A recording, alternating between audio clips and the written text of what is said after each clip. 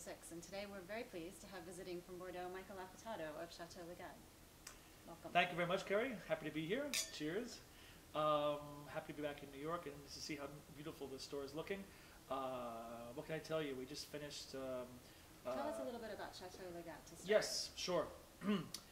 Actually, I'm from New York, as you know, originally, and I moved to France with my French wife back in 1997 with our two daughters. We never had the intention to stay there full time, but as things worked out, my wife wound up inheriting a very small parcel of land in Bordeaux, which really didn't have much value, but we've taken that and nurtured it and pruned it correctly. And as we were doing this, we heard about another property which was for sale just about 500 meters away down the hill, and that is called Chateau La Gatte.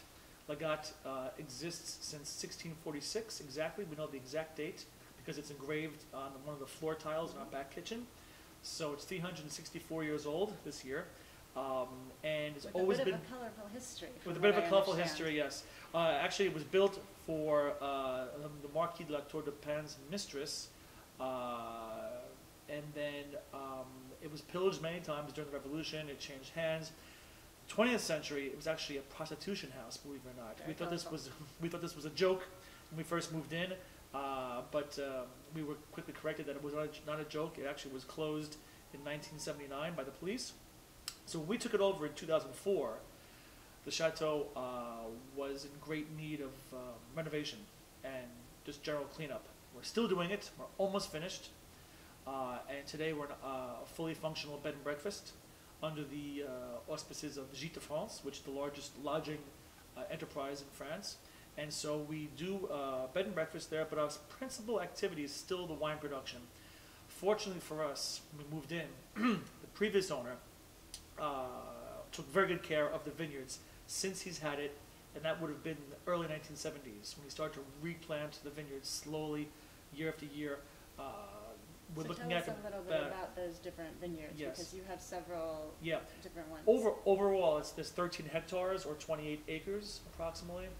Around the chateau itself, on what we call the flat plateau, is mostly limestone with some clay, but very dense bedrock, very high pH, very poor soil, very good for growing really quality fruit.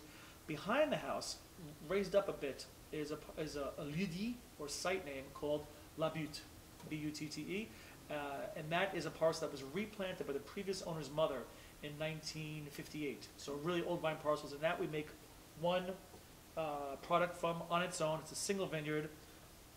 It's called La Butte of Chateau La Gatte. It's 100% old vines Merlot, and here we have the 2005 vintage, which you still have here, one of the finest growing seasons we've had. There's another parcel behind the house, even further back. And this would be the one that my wife originally inherited from her godmother, which got us into that area in the first place. And this is Domaine de Montalon. We kept the name Domaine de Montalon instead of Chateau La Gatte as a title because this is the name it's always had since it's been in my wife's godmother's family, and that would be since 1639. It's a long, long time ago. We put on the side a single vineyard of Chateau La Gatte so people know it is the same property, it's just vinified differently and labeled as such. Both of these wines are barrel aged and can be consumed early on, but those who wait 5 years will benefit from a more complex. And Domaine de Montalon is a little bit of Cabernet Sauvignon in with it, correct? Yes. The difference between the two of these is that La Butte is old vines Merlot, 100%. Montalon is 80% Merlot and 20% Cabernet Sauvignon, hand harvested. So the property benefits from a really good exposure to the Dordogne. We're on the right bank of Bordeaux, not Entre-deux-Mers, not south of Bordeaux. We're directly on the right bank of Bordeaux, so we do have that really desirable, dense limestone soil, which everyone associates with quality right bank wines. Fronsac, Pomerol, Saint-Emilion, and so on and so forth. And a combination of the soil, the 45th parallel, which we sit on exactly, so very long seasons, and vine age, we're able to produce a wine which competes with much more expensive right bank reds. Great. Yeah. And what are some of the differences between the right bank and the left bank of Bordeaux? Well, the left bank is mostly rolled quartz pebbles, which is very good drainage, which is excellent for Cabernet Sauvignon, good for Merlot. In between the banks, you have this sand bar, if you will, called Entre-deux-Mers, but on the right bank, it's mostly limestone. I assume that when the glacier tore through in the second and third millennium, it pushed up plates of limestone on the right bank and mostly sedimentary soil or these quartz pebbles on the left bank. So being that we're on limestone, it's excellent, excellent, excellent for Merlot, mediocre for Cabernet Sauvignon. It's very good for Cabernet Sauvignon, but one needs to wait a very long time for it to ripen.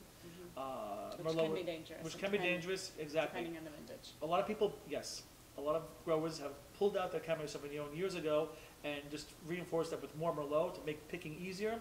Fortunately for us, we have 20% of our vineyard still in Cabernet Sauvignon. It only means that we have to wait about 2 to 3 weeks after the Merlot is ripened to pick the Cabernet Sauvignon.